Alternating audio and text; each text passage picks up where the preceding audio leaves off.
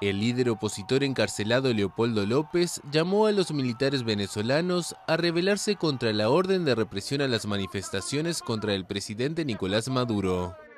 A los militares que hoy están en las calles, les quiero mandar un mensaje muy claro, muy sereno y enmarcado dentro de nuestra Constitución. Ustedes también tienen el derecho y el deber de rebelarse ante órdenes que buscan reprimir al pueblo venezolano, de rebelarse para hacer cumplir la Constitución.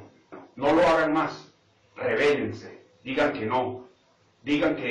no es ni su deber y mucho menos es una orden que ustedes deben cumplir.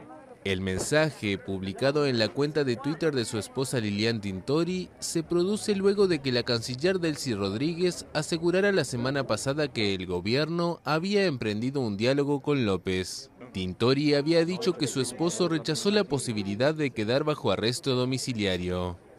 López cumple una pena de 13 años y 9 meses en la cárcel militar de Ramo Verde, condenado por incitación a la violencia en protestas contra Maduro que dejaron 43 muertos entre febrero y mayo de 2014.